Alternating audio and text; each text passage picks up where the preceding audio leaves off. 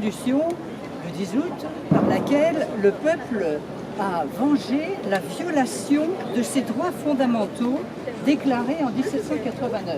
Pour vous faire un topo sur la Révolution, malheureusement, parce que c'est passionnant, mais bon, je rappelle cela quand même rapidement. Cette violation des droits fondamentaux du peuple ont été, je mentionne rapidement, la Constitution de 1791 qui a violé le principe de la Déclaration des droits de l'homme et du citoyen d'août 1789, qui établissait le principe de la souveraineté populaire.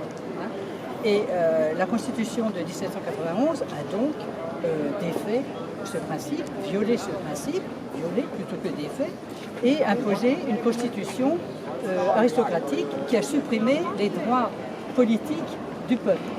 Et donc c'était l'aristocratie des riches qui a pris le pouvoir. Bien. Et deuxième violation a été faite par le roi qui a, il était toujours présent et qui a eu comme plan, comme projet contre-révolutionnaire notoire de s'allier, d'espérer qu'en s'alliant avec l'occupation projetée entre eux par le roi de Prusse et l'empereur d'Autriche, ça permettrait à des armées puissantes de venir réprimer les révolutionnaires en France. Les soldats qui en prenaient plein la tronche parce qu'aux frontières, l'état-major les laissait se faire battre, puisque les généraux étaient choisis par le roi, et les soldats ont compris tout de suite le danger que ça représentait, et ils ont prévenu l'arrière. Et c'est ainsi que la révolution du 10 août 82, vous voyez, j'y suis là, c'est fait. Vraiment, elle est partie de ce constat aux armées de la trahison du roi. Donc, double violation. Hein. Bien. Alors, le 10 août 1792, que se passe-t-il? Eh bien, il se passe une insurrection qui est organisée pas seulement par les Parisiens, le peuple français, le peuple français tout entier, dans le sens où il y a eu un appel pour les volontaires pour monter au front en voyant la débâcle qui se préparait. Et les volontaires sont montés, ils avaient rendez-vous en juillet, et puis ils ont fait tous ensemble la révolution du 10 août. Et qu'est-ce qu'ils ont fait? Ils ont renversé la Constitution de 1791 et renversé le roi, emprisonné le roi, renversé la monarchie. Donc c'est dans les faits de l'insurrection du 10 août que la République est déclarée. Et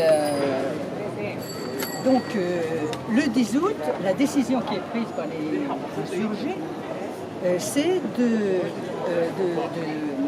de convoquer, c'est le peuple qui convoque, notez bien cela, c'est intéressant, le peuple qui convoque une nouvelle assemblée constituante qui va être appelée la Convention, c'est un mot qui a toute une histoire tout à fait intéressante, je passe, on n'a pas le temps de le dire là ici, et ensuite, le principe qui rétablit le principe de la souveraineté populaire et en même temps le système électoral ancien. Alors je voudrais vous dire quelques mots sur ce système électoral parce qu'il est remarquable. Nous en avons besoin, nous n'avons plus des idées claires sur le sujet. Donc permettez-moi de développer un petit peu cette affaire parce qu'elle est vraiment intéressante. Alors nous voilà repartis au Moyen-Âge. Rassurez-vous, ça n'a pas duré longtemps, mais tout de même c'est une période très méprisée, très déformée, etc. On l'a même appelé Moyen-Âge, quelle idée absurde, aberrante, à partir d'un certain moment au 19e siècle. Bien. Et qu'est-ce qui se passait au Moyen-Âge? Vous avez eu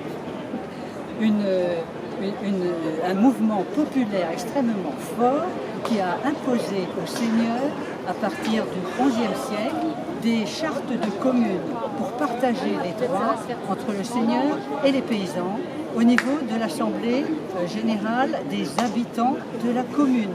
Alors, retenez bien ce principe fondamental, c'est que nous avons affaire dans ce système électoral à des assemblées électorales qui sont des assemblées générales de tous les habitants des deux sexes. Oh, je vais me faire assassiner peut-être parce que j'aurais dit cela. Mais si c'est vrai, c'est tout à fait intéressant. Donc, des deux sexes qui décident ensemble, parce qu'ils ont toujours décidé ensemble, les deux sexes, excusez-moi de parler comme ça, mais c'est ainsi. Et sur la politique locale de l'Assemblée, enfin de la commune rurale ou urbaine. Et c'est attesté par les chartes de communes. Donc voilà. Et le système électoral, nous y voilà, il est remarquablement intéressant. C'est celui du commis de confiance. C'est-à-dire que les assemblées générales électorales, avec tout le monde, tous les habitants, nous on ne connaît pas ça, on n'a jamais vu ça, on n'a jamais eu cette possibilité, bon, etc. Et ils choisissent leur mandataire. Pourquoi? Parce qu'ils estiment qu'il faut qu'ils aient discuté avec lui pour savoir s'il est prêt à accomplir la tâche qu'on va lui imposer, enfin qu'on va lui imposer. Un mandat, c'est donc un mandat. Donc le mandataire est mandaté par les mandants et il est révocable devant eux. Vous vous rendez compte? Je veux dire, c'est une expérience extraordinaire. Alors, est-ce que ça a été appliqué? Mais oui, pendant des siècles historiques, et sans doute aussi préhistoriques, parce que ça s'invente pas des choses. Bien, bref, on passe. On revient à l'histoire, et donc c'est le système électoral qui a été repris au moment de la convocation des États généraux de 1789, donc ils ont été réorganisés, et ensuite rétablis avec le 1889. Alors la Convention est élue avec ce suffrage des assemblées électorales, primaires, communales, etc. Et les deux sexes votent partout où le peuple est dominant. Là où l'aristocratie des riches domine, évidemment, elle fait ce qu'elle a à faire. Et c'est tout à fait autre chose. Bien. Alors, ce qui est intéressant dans cette histoire, c'est que la Constitution de 1791 avait comme objectif de supprimer les assemblées générales communales avec le système électoral, évidemment. Et donc, ça a été fait de façon à empêcher le peuple et la démocratie et la souveraineté populaire. Vous voyez, le système électoral, il est complètement lié à un exercice d'une démocratie que l'on peut appeler une démocratie réelle. Voilà. Donc, alors, rapidement sur la Convention, quand elle se réunit, elle a comme tâche de faire une constitution. C'est une assemblée constituante. Or, le groupe qui a dominé, qui a imposé le vote majoritaire, c'était le groupe des Brissotins. On les a appelés Girondins au XIXe siècle. Bon, donc pendant la période révolutionnaire, on les appelle les Brissotins. Et ceux-là, ils étaient tout à fait opposés à une constitution démocratique parce que ils avaient peur du mouvement populaire, etc., etc. Et ils ont fait tout ce qu'ils pouvaient pour empêcher que le débat sur la Constitution s'achève rapidement. Donc ça a traîné jusqu'au mois de mai 1793. Je passe les détails. Une nouvelle révolution, c'était 31 mai, 2 juin 1793, a permis enfin, non pas un changement de convention, mais une révocabilité des élus. Et voilà dans le sens où elle est très intéressante, cette révolution du 31 mai, 2 juin, qui a été pacifique, pas un blessé, pas un mort. Elle est tout à fait remarquable. Et on n'en parle jamais, quand on en parle, les historiens ne comprennent pas ce que c'était que le système électoral de l'époque, ils ne voient pas ce que c'est, et ils prennent ça, d'autres, vous voyez de qui je peux parler, ils prennent ça pour un coup d'État, organisé par Robespierre, sans preuve, ni rien du tout. Bien. Et donc voilà. Donc la constitution la révolution des 31 mai 2 juin a été une mobilisation populaire aussi à Paris, mais avec aussi des volontaires qui étaient présents parce que ça allait et venait sans arrêt. Et ils ont réalisé cette révocabilité de 32 députés et ministres brissotins, qui n'ont pas été coupés en saucisson, pas du tout, mais qui ont été assignés à résidence. Assignés à résidence. Et voilà. Donc on a rétabli dans ce moment-là, avec immédiatement la convention qui a suivi avait une majorité montagnarde, et non point jacobine, ça aussi c'est un mot bizarre qui est inventé postérieurement, bon bref, ils s'appelaient montagnards, donc on va les appeler comme ils s'appelaient, et ces montagnards ont immédiatement travaillé à la Constitution et ils vont voter le 24 juin 1793. Et la rétabli tout ce dont je faisais partie. Je retiens vite et je termine. Je voudrais terminer sur le point suivant. Depuis le bicentenaire, la connaissance et même l'étude de la Révolution française s'est complètement détruite et défaite en France. Il faut le faire quand même, c'est important, c'est intéressant de le savoir. Et elle a été remplacée par donc une opération de calomnie qui l'a transformée en un objet que l'on ne peut pas appeler autrement que repoussant. Repoussant.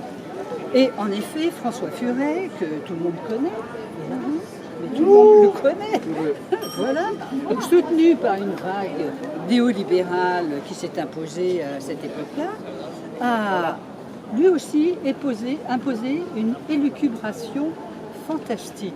Hein, élucubration fantastique, je dis bien. Et je suis historienne, je sais ce que c'est que je travaille sur les archives. Je le rappelle, l'élucubration de M. François Furet, c'est la Révolution française a été la matrice des totalitarismes au pluriel du XXe siècle. Pour qu'on resitue un peu les choses, Hannah Arendt, en 1963, dans un livre qui s'appelle « De la Révolution », elle a voulu affirmer que la Révolution française avait été la matrice, comme elle le dit, des révolutions du XXe siècle, c'est-à-dire les révolutions, genre révolution russe, de caractère stalinien, et elle les donne, ces caractères, c'est-à-dire le parti unique au pouvoir et un régime de terreur. Voilà. Donc ce sont les deux aspects. Furet est allé plus loin encore, puisque je vous ai rappelé son élucubration fantastique, mais ni l'une ni l'autre n'ont prouvé, n'ont démontré, n'ont trouvé de démonstration pour permettre que l'on accepte leur interprétation, leur thèse. Hein. Et ça, c'est quand même très important. Alors ça a été un délire de totalitarisme à la Furet sur la Révolution française. On a même inventé, avec la Vendée, un massacre, un génocide franco-français. C'est génial, non, comme appellation incontrôlée, c'est pas mal. Mais il y a eu des morts, oui, monsieur, mais il y a des morts aujourd'hui aussi, il y a des morts, c'est pas le problème. Attendez un peu. Hein. Mais c'est avec un grand plaisir que je vais vous dire aujourd'hui que les temps sont en train de changer. Et nous sommes très heureux de savoir que les temps sont en train de changer. Et depuis quelques décennies, les questions, les thèses dominantes ont quand même été secouées fortement. Et la question de l'étude de la dictature de 1789 à 1795 a été reprise par des historiens sérieux, c'est pas forcément à gauche, pas du tout, c'est le problème. Et c'est pas tellement ce problème-là qui est posé, et qui ont cherché en vain une dictature. Alors je n'ai pas le temps de faire la démonstration ici, mais je vous l'indique. Et puis deuxièmement, sur la question de la terreur, regardez les travaux récents depuis 2006 de Jean-Clément Martin, qui n'est pas un gauchiste, qui n'est pas du tout ni un bolchevique avec un couteau entre les dents, certainement pas, et qui a beaucoup étudié cette question de la terreur et qui arrive à la conclusion que c'est une invention des thermidoriens, mais ça avait déjà été vu par Bronislaw Baszko, etc., Alphonse Solar qui l'avait déjà étudié, etc., en 1927. Bon, etc. Et donc c'est important de voir que vous avez un vrai débat, on a posé véritablement le problème, et il y a des recherches qui sont vraiment fondées en érudition, comme on dit, pour chercher et puis constater que finalement il n'y a jamais eu de système de terreur. Alors bien sûr il y a eu des morts, c'est pas tellement existant. Tous les systèmes politiques sont répressifs. Il y a eu une répression pendant la Révolution, mais il n'y a jamais eu de dictature et il n'y a jamais eu de système terroriste. Donc c'est tout à fait intéressant et important. Je m'arrête là.